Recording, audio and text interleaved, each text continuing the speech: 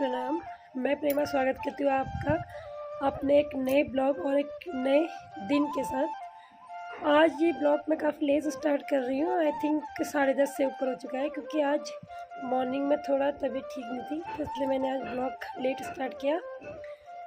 आज के ब्लॉग में मैं आपके साथ कुछ अपनी मेरी पर्सनल स्टोरी है, एक पर्सनल कहानी है, वो शेयर करना चाहती हूँ। तो क्योंकि मैंने सोचा कि मैंने ब्लॉग बनाना स्टार्ट कर दिया, मैंने आपको ये भी नहीं बताया कि मैं कहाँ से हूँ, क्या करती हूँ, एंड मतलब फैमिली का भी कुछ मैंने बताया नहीं। तो इसलिए मैंने सोचा कि ऐसा नहीं है, पहले जो मेरे सब्सक्राइबर है या मेरे व्यूअर्स हैं जो मेरी वीडियो देख रहे हैं, उनको एटलीस्ट इतना तो पता होना चाहिए कि मैं कहाँ रहती हूँ, कहाँ से हूँ, कैसे मेरी फैमिली है, किस फैमिली से बिलोंग करती हूँ। तो सारी जो डिटेल है वो मैं आपको बताऊँगी, लेकिन मैं आपको ज़्यादा बोर नहीं करूँगी। शॉर्ट टर्म में बताऊँगी ताकि आपको समझ में भी आ जाए और आप बोर भी ना हो। तो वीडियो को स्टार्ट करते हैं। हाँ तो फ्रेंड्स, मेरा नाम है प्रेमा बिष्ट, रहते हैं हल्द्वानी कटघरिया में। इससे पहले हम दिल्ली में रहते थे, दिल्ली द्वारका में। और मेरे हस्बैंड का अपना ही काम है, तो वहाँ पर जो हमारा बिजनेस था वहाँ पर भी अभी चलता है। वहाँ पे मेरे देवर और मेरे जो जेठ है वो काम देखते हैं और यहाँ मेरे हस्बैंड देखते हैं। अभी हमको 2 से 3 साल हुए हैं हल्द्वानी में शिफ्ट हुए। यहाँ पे हमने जो ये मकान, मैंने आपको बताया था कि हमने ये बना बनाया परचेज किया है मकान। और क्योंकि हमारे पास इतना टाइम नहीं था कि हम यहाँ पे पहले प्लॉट लें फिर मकान बनवाएं, क्योंकि उसके लिए टाइम भी चाहिए और एक मेंबर तो पक्का होना ही चाहिए जो मतलब कंटिन्यू काम को देखे। तो ऐसा था नहीं, क्योंकि हस्बैंड को कभी यहाँ कभी वहाँ जाना पड़ता है मीटिंग के चक्कर में, तो इसलिए हमने ये बना बनाया लिया है। ये पड़ता है हल्द्वानी कटघरिया में, यहाँ साईं मंदिर के पास में। तो इसके बाद मैंने अपनी स्कूलिंग द्वाराहाट गर्ल्स स्कूल से की है कंप्लीट, GGIC से। उसके बाद मैंने द्वाराहाट डिग्री कॉलेज से BA कंप्लीट किया अपना ग्रेजुएशन, तथा साथ ही मैंने उसके बाद केशलता हॉस्पिटल बरेली से नर्सिंग की ट्रेनिंग ली, नर्सिंग में डिप्लोमा किया जो कि 3 ईयर का था। उसके बाद मैंने बरेली में ही रोहिलखंड मेडिकल कॉलेज में, जो कि एक मेडिकल कॉलेज है, वहाँ पे जॉब भी किया एज ए फ्रेशर। और मतलब ये था कि जो उस समय जो जॉब करने का मेन था एम, वो ये था कि जो चीज़ें हम ट्रेनिंग में नहीं सीख पाएँ, क्योंकि ट्रेनिंग में हम एज ए स्टूडेंट सीखते हैं, तो कोई हम पे उतना ट्रस्ट नहीं करता कि इनको ये चीज़ आता है। तो मतलब जो सीनियर्स होते हैं वो एकदम से हम पे ट्रस्ट नहीं कर सकते ना, तो हमें कोई काम नहीं देते हैं। बट जॉब में हम एक स्टूडेंट नहीं बल्कि एम्प्लॉयर के थ्रू वहाँ पे काम करते हैं, तो काफ़ी कुछ सीखने को मिला। और उसके बाद मैंने वहाँ से, जब मैंने 2 साल वहाँ पे किया, फिर मैंने हल्द्वानी में भी किया एक NGO में।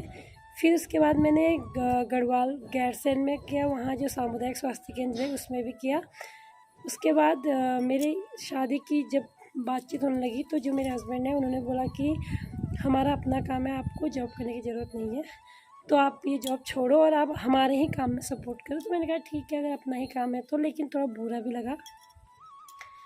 बुरा इसलिए लगा कि एक तो पहले मैंने सोचा था कि मैं एयर होस्टेस बनूँगी, तो मेरे माइंड में फुल फिक्स था कि मैं एयर होस्टेस ही बनूँगी। और मैं उससे रिलेटेड पेपर्स में देखते रहती थी कि उसके लिए क्या क्या आपके पास क्वालिफ़िकेशन होनी चाहिए, क्या क्या एबिलिटीज़ होनी चाहिए।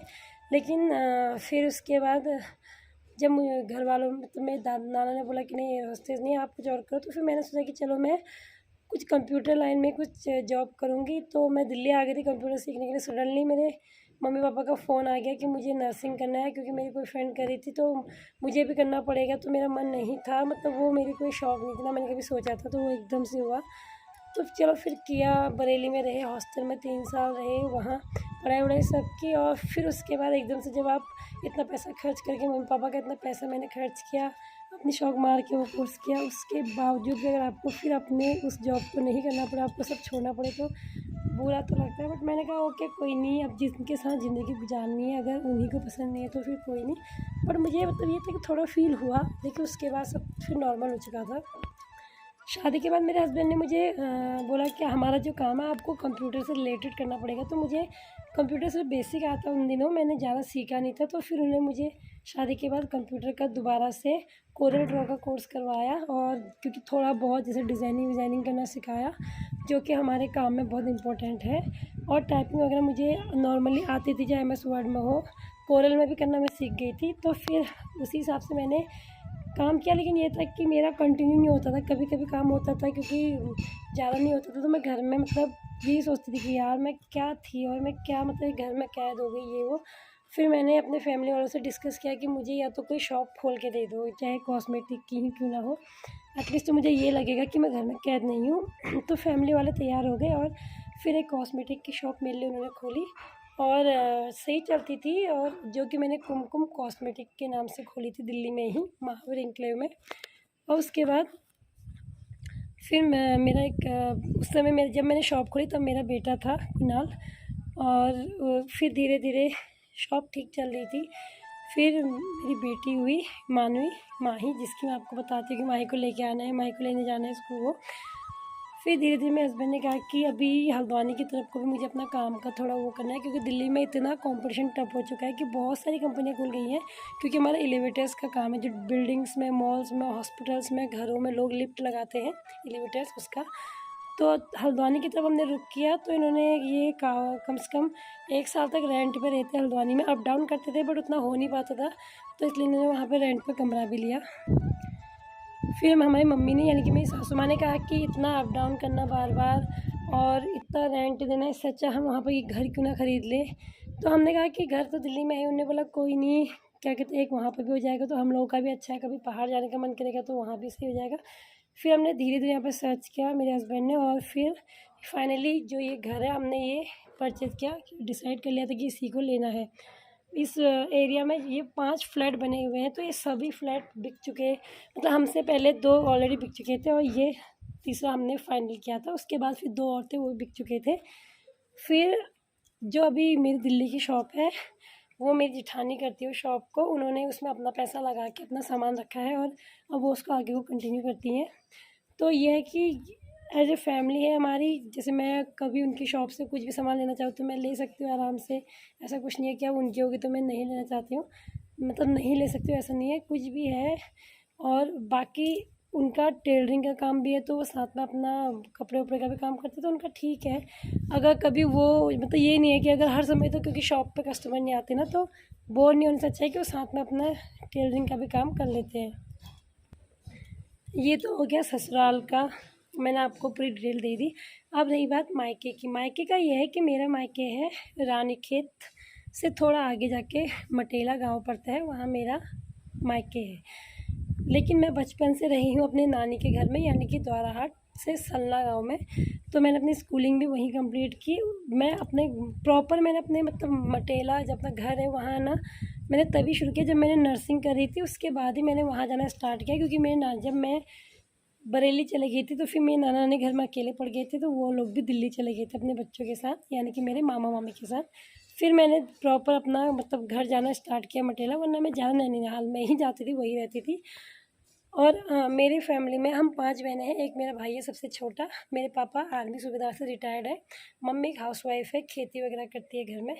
और अभी हम सभी बहनों की शादी हो गई है, बस अब भाई है जो सबसे छोटा है, वो अभी अपनी ग्रेजुएशन कर रहा है और उसके बाद देखो कहीं पर जॉब करेगा। अभी क्योंकि छोटा है तो अभी शादी का उसका हमारा कोई प्लान नहीं है उसका करने का। बाकी हमारे फैमिली में बचपन से ही मतलब पढ़ाई में सब ठीक थे, और मम्मी पापा ने सबको सपोर्ट भी किया, सबने अच्छे से पढ़ाई भी की। तो कुछ सिस्टर्स मेरी दिल्ली में रहती हैं, कुछ रानीखेत में, मैं यहाँ, तो सब ऐसे अलग अलग मतलब डिवाइड है, कोई कहाँ कोई कहाँ, बट ये है कि मिलना नहीं हो पाता है कभी। अगर मैं जाऊँ भी फ़िलहाल तो मैं 1.5 साल तो हो ही गया मुझे मायके नहीं गए हुए। अब मैं सोची हूँ कभी ऐसा प्लान अगर मेरा बना मायके जाने का, तो आपको मैं एक बार अपने मायके का टूर ज़रूर दिखाऊँगी, अपने मायके की फ़ैमिली से भी मिलाऊँगी। तो अभी मैं आपको ज़्यादा बोर नहीं करना चाहती हूँ, तो ये था मेरी मायके और ससुराल का अभी तक का मेरा जो भी मेरी स्टोरी है, मेरे बारे में जो भी आपको जानकारी मैंने बतानी थी मैंने बता दी है, शेयर कर दी है। इसके अलावा अभी हम यहाँ हल्द्वानी में जहाँ पे रहते हैं, ये एरिया भी काफ़ी अच्छा एरिया है। मैं अक्सर मैं आपको मॉर्निंग के टाइम पे दिखाती हूँ। पूरा ये एरिया है ना जो बहुत अच्छा है, यहाँ पे वेंटिलेशन, शुद्ध हवा सब बढ़िया है। और जब हम यहाँ पे आए थे तब यहाँ पे इतना पॉपुलेशन नहीं था, बट अब धीरे धीरे बहुत पॉपुलेशन बढ़ गया है, काफ़ी मकान बन चुके हैं।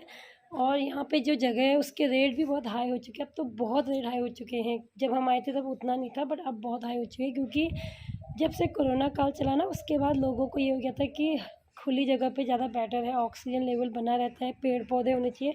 तो इस वजह से क्योंकि यहाँ पे पेड़ पौधे बहुत ज़्यादा है तो ये जो एरिया है इसका बहुत ही ज़्यादा रेट बढ़ चुका है। और ये है यहाँ का मतलब ससुराल में जो हमारा गांव है वो पड़ता है द्वाराहाट से थोड़ा आगे जाली, जाली से थोड़ा आगे ईड़ा बाराखाम, जो कि मेरा ससुराल है। वहाँ पे हमारा अपना पूर्वजों का मकान है और ठीक है, मकान अभी ऐसा नहीं है कि टूटा है, सब बढ़िया, हम जाते रहते हैं। बट कोरोना काल के बाद जाना बहुत कम हो पाया, वरना उससे पहले हम हर साल जाते थे, कभी कभी एक साल में 2 बार भी हमारे राउंड लग जाते थे।